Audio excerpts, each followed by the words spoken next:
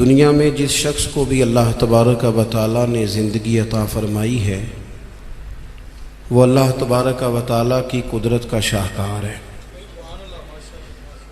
ہمارے ہاں یہ ہوتا ہے کہ ہم پہلے تو یہ پہچان ہی نہیں پاتے کہ اللہ تعالیٰ نے ہمیں کتنی خوبیوں کتنی صلاحیتوں کے ساتھ نوازا ہے، پہچان نہیں پاتے، غور نہیں کرتے۔ لقد خلقنا الانسان فی احسن تقویم، اللہ نے بڑی بہترین ساخت پر خوبصورت ترین انسان پیدا کی، لوگوں کو صلاحیتیں دی اللہ تعالیٰ نے۔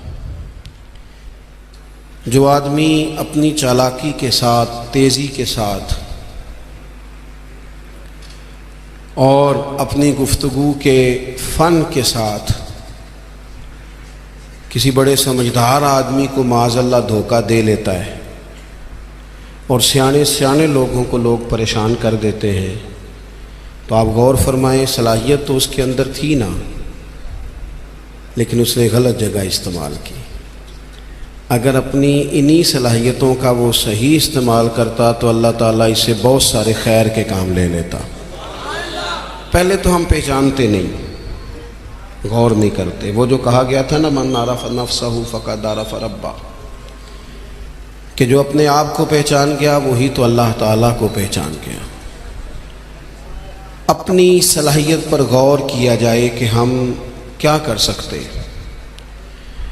کون سی خدمت ہے جو اللہ تبارک و تعالیٰ اپنا فضل کرے تو ہم وہ سر انجام دے سکتے ہیں۔ وہ کوئی بھی ہو، ایک بی بی مسجد نبوی شریف میں جھاڑو دیتی تھی، اس کا انتقال ہو گیا، صحابہ نے حضور کی تکلیف کے پیش نظر اطلاع نہ دی کہ محبوب کو تکلیف دینا مناسب نہیں، دفن کر دیا۔ صبح محبوب نے قبر پہ کھڑے ہو کے فرمایا صفیں بناؤ، میں دوبارہ جنازہ پڑھاؤں گا۔ کوئی کام تو کیا نا زندگی میں، کوئی ڈیوٹی تو کی نا۔ ایک تو ہم اپنی صلاحیت کو دیکھو، کسی نے کہا تھا کہ میں کسی شخص سے بیزار نہیں ہو سکتا کیونکہ ایک ذرہ بھی تو بیکار نہیں ہو سکتا۔ ایک تو اپنے آپ کو بیکار نہ سمجھے۔ ہمارے ہاں لوگ کمزور پڑ جاتے ہیں، میں غریب آدمی ہوں، میں پیچھے رہتا ہوں، میری کون سی فوٹو آتی ہے، میں کون سا چار لوگوں میں پہچانا جاتا ہوں، پیسے میرے پاس۔ یہ کمزوریاں ہیں، یہ خود اعتمادی کو ختم کرتی ہیں۔ اپنی صلاحیت کو پہچانا جائے، غور کیا جائے کہ ہم کیا ڈیوٹی زندگی میں کر سکتے ہیں، اس پر توجہ دی جائے۔ اور پھر جب اپنے آپ کو پہچان لیا جائے کہ بھلا میں، یہ دیکھیں نا، مدارس، مساجد، خانقاہیں، یہ سارے سلسلے، اس میں اگرچہ نام ایک بندے کا لکھا ہوتا ہے کہ فلانے نے بنائی ہے، لیکن اس میں سینکڑوں لوگ شامل ہوتے ہیں۔ یعنی وہ جگہ دینے والا بھی بڑا باکمال آدمی ہوتا ہے، وہاں ڈیوٹی دینے والا بھی بڑا باکمال آدمی ہوتا ہے، یہ بڑے باکمال لوگ ہوتے ہیں۔ کہنا پیر صاحب نہیں ہوتا ہے، تعریفیں پیر صاحب کی ہونی ہوتی ہیں۔ اور اب تو اللہ خیر کرے، بعض آستانوں پہ لوگوں نے باقاعدہ بندے رکھے ہوئے ہیں تعریفیں کرانے کے لیے۔ اللہ والوں کو اس کی ضرورت نہیں ہوتی۔ خوشبو کو بھی کبھی بتانا پڑا ہے کہ میں خوشبو بتایا نہیں کرتی، خوشبو تو آیا کرتی ہے۔ تو یہ نام تو قبلہ پیر صاحب کا ہی آئے گا، انہی کا ذکر آئے گا، چلے اچھے لوگ ہیں، آنا بھی چاہیے، لیکن بڑی خدمات ہوتی ہیں ان لوگوں کی جو آستانوں پہ ڈیوٹیاں کرتے ہیں، جو پیر صاحب کے آنے والے مہمانوں کی خدمت کرتے ہیں، جو وہاں رات کو دیکھتے ہیں، جو وہاں ڈیوٹی کرتے ہیں۔ اگر یہ سارے لوگ نہ ملیں تو کام ہوتا نہیں۔ تو ایک تو دیکھیں کہ صلاحیت کیا ہے۔ دوسری بات یہ کہ جب پتہ چل جائے تو پھر وقت کو بیکار ضائع نہ کریں۔ رب کے بندوں میں اور عام بندوں میں فرق کیا ہوتا ہے؟ عام لوگ وقت ضائع کرتے ہیں، رب کے بندے اپنے وقت کو قیمتی بنا کے رب رسول کو راضی کر لیتے ہیں۔ ہمارے اوقات ضائع ہوتے ہیں۔ ڈھیر سارے لوگ ہیں، وہ کہتے ہیں میں بور ہو رہا ہوں، تو میں اکثر کہتا ہوں کہ بور ہونے کے لیے بھی تو ٹائم چاہیے نا۔ ہمیں تو ٹائم ہی نہیں ملتا، بھلا کس وقت بور ہو، ٹائم ہی نہیں ملتا۔ وہ جناب آپ پوچھیں کسی آدمی سے کہ یہاں کیوں کھڑے ہو، کہتے ہیں میں ٹائم پاس کر رہا ہوں، تو میرا کئی دفعہ دل کرتا ہے پوچھنے کو کہ آج آپ نے ایک سپارہ قرآن پاک کا پڑھا ہے؟ محبوب تو پوچھتے تھے نا صحابہ سے صبح کہ آج کسی نے جنازہ پڑھا ہے، مسکین کو کھانا کھلایا ہے؟ آج فلاں آدمی نے کوئی نیکی کی محبوب سوال کرتے تھے تو ٹائم پاس کر رہا ہوں جی بھی اتنا ٹائم آیا کہاں سے جسے پاس کرنا پڑا. بعضوں کا 1 منٹ ٹھہرنا میں آیا، او بھئی 1 منٹ میں 3 دفعہ سورۃ اخلاص پڑھی جا سکتی ہے اور پورا قرآن پاک پڑھنے کا ثواب ہے. آپ نے 1 منٹ کو ایسے سمجھ لیا ہے وقت کا ضیاع. یہ بہت سارے لوگ ہیں جو تبصرے کرتے ہیں، فارغ ہیں کام کوئی نہیں، اس پر بھی تبصرہ اس پر بھی تبصرہ، اس کی بھی بات کرو. بھئی اتنا تو ٹائم ہی نہیں ہے کہ آپ اس کی بات کریں، اتنا کہاں سے وقت آیا. نبی پاک علیہ الصلوۃ والسلام نے فرمایا، یہ سیاستہ میں حدیث موجود ہے، فرمایا جب صبح سورج طلوع ہوتا ہے تو دن جب چڑھتا ہے تو دن اعلان کرتا ہے، وہ دن اعلان کرتا ہے کہ لوگوں میں آج آیا ہوں، آج کے بعد دوبارہ نہیں آؤں گا. اگر جو کام تم نے کرنا ہے وہ آج کر لو، میں آج آیا ہوں، آج کے بعد دوبارہ. آج 10 ستمبر کو جس بندے نے سارا دن قرآن پاک نہیں نہ کھولا، یہ اس سال کا 10 ستمبر اسے دوبارہ نہیں ملے گا زندگی بھر. جس نے آج صبح سے ایک دفعہ بھی، میں اکثر کہتا ہوں نبی پاک علیہ السلام نے سارے دن اور ساری راتیں امت کو یاد کیا اور سارا دن ہی گزر گیا، امت نے ایک بار بھی درود و سلام نہیں پڑھا. سارا دن ہم نے بہت ساری خیر کر سکتے تھے، اچھا مشورہ دے سکتے تھے، کوئی بات سیکھ سکتے تھے، لیکن وقت ضائع کرتے. اپنے اوقات کو مرتب کریں. ہمارے بزرگوں کے ٹائم مرتب تھے، طے تھے. امام بخاری اگر ہماری طرح ہوتے تو قرآن مجید کے بعد ایک صحیح ترین کتاب ہمیں دے پاتے. امام مسلم کا بھی اگر وہی حال ہوتا جو آج ہمارا ہے. ڈھیروں لوگ ہیں جنہوں نے بخاری پڑھی نہیں، پوری مسلم شریف کو پڑھا نہیں، اور انہوں نے کتنی محنت کر کے احادیث پر گفتگو کر کے فرق نکال کے کہ یہ حسن ہے، یہ ضعیف ہے، یہ صحیح ہے، یہ متواتر ہے، انہوں نے ہمارے سامنے رکھی. اعلیٰ حضرت فاضل بریلوی نے 1000 کتاب لکھی ہے.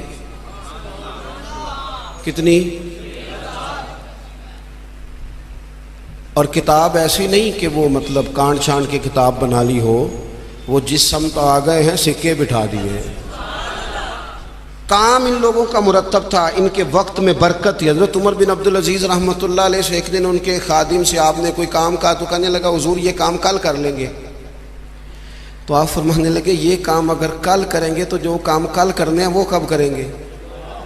ہمارے ڈھیر سارے لوگ ہیں جنہوں نے ابھی تک طے ہی نہیں کیا. آپ نماز نہیں پڑھتے، کہتے ہیں بس میں حج کا رہا ہوں، شروع کرنی ہے. تو اگر حج پہ نہ جا سکے، خدا نخواستہ اللہ معاف کرے، تو پھر نماز پڑھنی نہیں ساری عمر.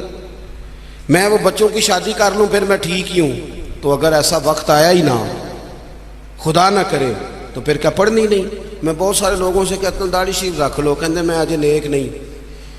تو میں نے کہا داڑھی کی قسم ہی اٹھانی تھی، بس نیک ہونا تو رکھنی ہے. روٹی کی اٹھاؤ نا کہ جب تک نیک نہیں ہونا کھانی نہیں. یہ کرو نا بات، باقی سارے کام چل رہے اور اس پر آپ کسی کو توجہ دلائیں. بلکہ بعض نے چھوٹی رکھی ہوئی ہوتی ہے، تو میں کہتا ہوں چھوٹی والے کو بھی تو لوگ مولوی کہتے ہیں نا، تو اسے پوری کر. اپنی مرضی کی کیوں رکھتا ہے؟ رب رسول کی مرضی کی رکھ. کام جو کرنا ہے اسے شروع کیا جائے. جو ڈیوٹی کرنی ہے اسے، ہمارے ملک میں رواج بنا دیا گیا ہے کام نہ کرو بیسے کرو، کام نہ کرو کیچڑ اچھالو. یہ دیکھو نا کتنی تکلیف ہے سیلاب والوں کو، کتنی تکلیف ہے. ہمارے وہاں دوست موجود ہیں، اپنی ہمت کے مطابق کام کر رہے ہیں. میں خود بھی وہاں حاضر ہوا تھا. اب وہ کہتے ہیں کہ جلدی امراض ہونے لگے. یعنی ایک طرف وہ بندہ ہے جو نخرہ کر رہا ہے کہ یہ روٹی میں نے نہیں کھانی، یہ سالن لے جاؤ، اور دوسری طرف ماں کے کہتی ہے کہ صرف میرے بچے کو زخم ہو گئے ہیں، کیڑے کھڑے ہیں پانی میں، جلدیں پھٹنے لگی ہیں، صرف دوائی چاہیے. تو کیا رب کریم نے حساب نہیں لینا؟ چلے مہربانی کرتے، وزیروں نے تو نہیں جانا تھا، پیر ہی ایک دورہ کر آتے، تھوڑی سی توجہ کر لیتے. کیا یہ محبوب پاک کو راضی کرنے کا طریقہ نہیں؟ کیا حضور نے فرمایا نہیں جو میری امت سے محبت کی جس نے اسی نے مجھ سے محبت کی؟ کیا فرمایا نہیں جب میری امتی کو تکلیف ہوتی ہے تو مجھے تکلیف ہوتی ہے؟ یہ کام نہیں خیر کا؟ خدا کے بندے تو ہیں ہزاروں، بنوں میں پھرتے ہیں مارے مارے. میں اس کا بندہ بنوں گا جس کو خدا کے بندوں سے پیار ہوگا. اپنے اوقات کو مرتب کریں. ہمارے ہاں مزاج نہیں کام. یہ دیکھیں نا جلسے ہو رہے ہیں, آ رہا ہے فلانا, جا رہا ہے, یہ ہو رہا ہے, اور سب سیاسی جماعتیں اللہ ماشاء اللہ جتنے خرچے یہ ان کاموں پہ کرتے ہیں نا, اس سے آدھے خرچے اگر کریں. آپ گاڑیاں سجا رہے ہیں, فلان ہو رہا ہے, پجاروں نکلی ہوئی ہیں, فلاں کام ہو رہا ہے, اور دوسری طرف حال یہ ہے کہ لوگ چار پہیاں کھڑی کر کے ان کے اوپر چادریں ڈال کے اپنی بیٹیوں کو چھپائے بیٹھے ہیں. نہ ادھر ادھر کی تو بات کر, یہ بتا کہ قافلہ کیوں لٹا, مجھے رہزنوں سے غرض نہیں, تیری رہبری کا سوال ہے.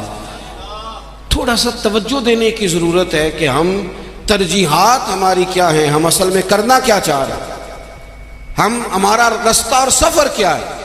وہ ایک علاقے میں نا, بلکہ یہ میرپور جب ایک دفعہ تاریخ بتاتی ہے کہ سارا کسی حادثے سے ٹوٹ گیا تھا, تو ایک آفیسر کہتے ہیں میری یہاں ڈیوٹی تھی, کیونکہ شہر سارا ہی ایک دفعہ الٹ پلٹ ہو گیا تھا, تباہ ہو گیا تھا. تو میں نے دیکھا ایک بوڑھا شخص اور اس کی بیوی 2 بوریاں گدے پہ رکھے ہوئے آ رہے ہیں. میں نے آگے بڑھ کے سلام لی, بابا جی کدھر جا رہے ہو؟ کہنے لگے پوچھنا تھا وہ بیت المال کا دفتر کہاں ہے, کہاں جہاں خزانہ جمع کرایا جا رہا ہے. تو میں نے کہا بابا جی میں ہی ہوں دفتر کا آفیسر, آپ نے کیا جمع کرانا ہے؟ تو کہنے لگے میں نے اور میری بیوی نے کانپتے اور بوڑھے ہاتھوں سے محنت کر کے یہ کچھ سونا چاندی ملبے کے نیچے سے نکالا ہے, بیت المال میں جمع کرانا ہے. تو میں نے کہا بابا سارے لوگ گھر لے جاتے ہیں, آپ بیت المال میں لے آئے. کہنے لگے پتر شہر سارا ٹوٹ گیا ہے, یہاں ہمارے بزرگوں کی قبریں ہیں, ہم تعاون کرنا چاہتے ہیں ہمارا شہر پھر سے آباد ہو جائے. شہر آباد ہوں گے تو گھر بھی انشاءاللہ بانی جائیں گے. وطن جب رہتے ہیں نا تو پھر سارے کام ہی چلتے رہتے ہیں, لیکن آپ پرواہ ہی نہ کریں, وقت کو ضائع کریں اور فضول ابحاث میں ٹائم ضائع کریں, کوئی معنی نہیں. آپ دیکھیں نا نبی پاک صلی اللہ تعالیٰ علیہ وسلم نے فرمایا وہ بہترین مسلمان ہے جو لا یعنی باتیں چھوڑ دے, بے مقصد باتیں زندگی میں چھوڑ دے, بس با مقصد باوقار پتے کی بات زندگی میں کریں, وقت کو ضائع نہ کریں. اور جن لوگوں نے اپنا وقت مرتب کیا, کام کیا, ڈیوٹی کی زندگی میں, حضرت عمر بن عبدالعزیز کی عمر 39 سال ہوئی ہے, پوری 40 نہیں. کتنی بولیے؟ 39 سال کی عمر میں یہ بندے نے روز قرآن پاک بھی پڑھا, درود پاک بھی پڑھا. اس شخص نے امت کو عدل و انصاف سے بھی بھرا, مساجد بھی بنائی, انہوں نے مدارس بھی قائم کیے, خدمتیں بھی کی. عمر 39 سال پائی, لے سجنا سا توڑ ہی نہیں پائی, جان بھی دیتی تیرا تیرے. ہم نے تو طے ہی نہیں کیا آج تک. یہ بہت سارے نوجوانوں کو میں دیکھتا ہوں ساری دن تصویر پہ گزر جاتا ہے, سارا دن فوٹو آنی چاہیے. اور قوم نا زیادہ تر اللہ ماشاءاللہ بالخصوص نوجوان نسل ہواؤں میں زندہ ہے, خوابوں میں زندہ ہے, موبائل کے اندر زندگی گزار رہے ہیں. زندگی کے دکھ کچھ اور ہیں, کرب کچھ اور ہیں, تکلیفیں کچھ اور ہیں, سمجھنے کی چیزیں کچھ. جب دوائی کی ضرورت ہو تو پھر گوشت سے پیٹ نہیں بھرا جاتا, پھر دوائی ہی کھانی پڑتی ہے. ترجیحات اور ہیں, ہمیں اور طرف بڑھنا ہے اپنے آپ. اور جب بندہ مرتب زندگی گزارتا ہے نا, جس مقصد کے لیے رب کریم نے اسے بھیجا, الذی خلق الموت والحیات لیبلوکم ایکم احسن عملا, جب وہ بہترین عمل کرتا ہے تو پھر وہ کافر کا نظریہ ہے کہ مر جائیں گے تو فنا ہو جائیں گے, زندگی میں جو موج کرنی ہے کر لو, یہی ہے سارا کچھ. مومن کو تو بتایا گیا ہے کہ تو یہاں قیدی ہے, تیری یہاں زندگی رب چاہی گزار دنیا میں, اللہ رسول کی مرضی پہ چل. قیامت کے دن اللہ تبارک و تعالی جنت میں تجھے ساری نعمتیں عطا فرما دے گا. یہ کووڈ-19 کے دن تھے نا, تو مجھے ایک سرکاری ادارے میں مدعو کیا گیا. کہنے لگے جی خوف بڑا ہے لوگوں پہ, کرونا سے ڈرتے ہیں. بعض لوگ تو ایسے ہیں جو کسی جگہ ہاتھ, یہ ٹینشن بڑی سوار ہوتی ہے نا. ایک صاحب میرے سامنے بیٹھ کے کہنے لگے جی مجھے تو زیادہ لوگ جمع ہو جائیں تو گھٹن ہونے لگ جاتی ہے, تو یہ قبر میں تو میں تو بڑا خوف کھاتا ہوں. تو میں نے ان سے کہا قبر کھڈا ہے, گڑھا ہے, دوزخ کے گڑھوں میں سے گڑھا ہے, حدیث صحیح موجود ہے, بات بالکل ٹھیک ہے. لیکن قبر کی ایک دوسری حالت بھی ہے جو بندہ مومن کے لیے. آپ کا جو خیال ہے نا سانس کیسے آئے گی، چاروں جانب سے بند ہے، تو جو رب ماں کے پیٹ میں بندے کو سانس کے لیے موقع دیتا ہے نا، اور اگر کوئی اس سے بھی زیادہ آسان بات سمجھنا چاہے تو انڈا چاروں جانب سے بند ہوتا ہے، سوراخ بھی کوئی نہیں ہوتا، چاروں، میری طرف دیکھیں جی، چاروں جانب سے انڈا بند ہوتا ہے، لیکن جب چوزا نکلتا ہے تو زندہ بھی نکلتا ہے، سانسیں بھی لیتا ہے اور خوبصورت بھی نکلتا ہے۔ تو جو مالک وہاں اس کے لیے ساری آسانیاں فراہم کرتا ہے وہ قبر میں بھی فرمائے گا۔ لیکن دو حالتیں ہیں نا، ایک وہ کھڈا ہے، وہ گھڑا ہے۔ دیکھیں میں نے اگر گجرانوالہ آنا ہے تو گجرانوالہ کی سڑک پہ چڑھنا چاہیے، پنڈی والی سڑک پہ تو اگر کوئی سڑک ہی اختیار کی ہو جو سیدھی کھڈے میں جاتی ہو، تو اس نے تو سڑک جان بوجھ کے اختیار کی ہے، نہ حلال حرام کی تمیز ہے، نہ بولنے میں احتیاط ہے، نہ کوئی پرواہ ہے، نہ بیٹیوں کا حق دیا ہے، نہ بہنوں کو ان کا حق دیا ہے، نہ ذمہ داریوں کا احساس کیا ہے۔ تو پھر اللہ معاف فرمائے، اس نے تو سفر ہی کھڈے کا شروع کیا۔ لیکن اگر اس نے زندگی تھوڑی محتاط گزاری ہے، رب چاہی گزاری ہے، تو پھر قبر کی دوسری حالت بھی حضور نے بیان کی۔ یعنی بندہ مرے گا تو ذرا تصور کرنا کیا کہنے لگا ہوں، جب وہ مرے گا تو اس کی صرف قبر نہیں بلکہ اس کی قبر باغ ہے، کیاری ہے، قبر باغ ہے، اور معمولی باغ نہیں، جنت کے باغوں میں سے باغ، اور ایسی کیاری جنت کی، ایسا باغ، ایسا گلشن کہ جس میں آنکھ کھلتے ہی پہلی زیارت ہی مدینے والے محبوب کی نصیب ہوگی۔ کیا کہا حضرت نے، کہنے لگے لحد میں عشق رخ شاہ کا داغ لے کے چلے، ہم نے اندھیری رات سنی تھی چراغ لے کے چلے۔ اب اللہ فرماتا ہے یوم نحشر المتقین الی الرحمن وفدا، فرمایا جو متقی لوگ ہوں گے نا، پرہیزگار، وہ جب رب کی بارگاہ میں پیش کیے جائیں گے تو مہمان بنا کے پیش کیے جائیں گے، اللہ کی بارگاہ میں مہمان بنا کے۔ وَنَسُوقُ الْمُجْرِمِينَ إِلَىٰ جَهَنَّمَ وِرْدًا، اور مجرموں کو جہنم کی طرف پیاس سے ہانکا جائے، پیاس سے ہانکا جائے۔ اپنے معاملات زندگی کو ہمیں جلدی سے طے کر لیں، وقت نہ گزر گیا تیزی سے، کالے بالوں کی جگہ سفید آنے لگ گئے، اور تندرست وجود کہیں کہیں سے درد کرنے لگ گیا۔ یاروں کے دوستوں میں سے، یاروں کی جماعتوں میں سے کچھ دوستوں کے ہم جنازے پڑھائے، وہ جنہ باجوں ایک پل نہیں سجیندے، پھر وہ شکلیں یاد نہ رہی ہیں۔ داؤد طائی رحمۃ اللہ علیہ سے ہارون رشید نے کہا تھا کہ کوئی نصیحت کر دیں، تو فرمانے لگے آپ کے والد کہاں ہیں؟ کہا قبرستان میں، دادا قبرستان میں، کہا ایک بیٹا بھی تھا قبرستان میں، بھائی قبرستان میں۔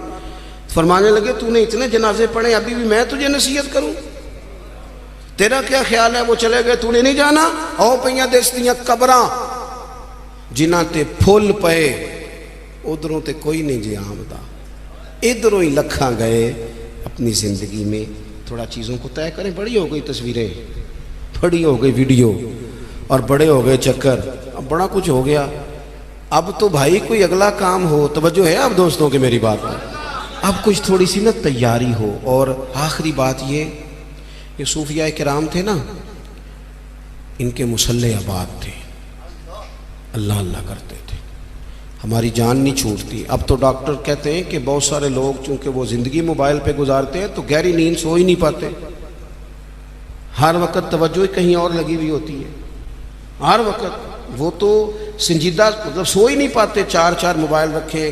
بزنس مین صاحب نے اللہ کسی کو کوئی بات سنا رہے ہیں، کسی کو کوئی سنا رہے ہیں، یاد ہی نہیں رہتا میں نے سویرے کیا کہا تھا۔ الجھی سی زندگی کب ہوتی ہے؟ جب بندہ مصلی پہ نہیں بیٹھتا، سارا کچھ بند کر کے، جان چھڑا کے، سرے رات بندہ کچھ دیر اللہ اللہ کرے۔ والذین یبیتون لربہم سجدا وقیاما۔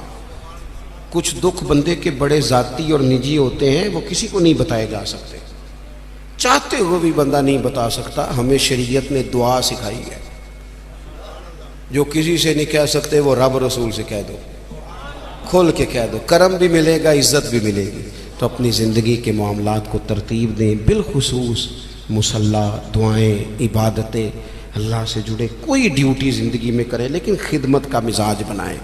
یہ جو دوڑ دھوپ ہے نا ہماری بلا وجہ کی، اس سے باہر آئیں۔ اللہ کی بارگاہ میں دعا کرتا ہوں اللہ مرحوم بزرگوں کی بخشش فرمائے اور ہم سب کے حال پہ رحمت کی نظر فرمائے۔ آخر دعوانا الحمدللہ رب العالمین۔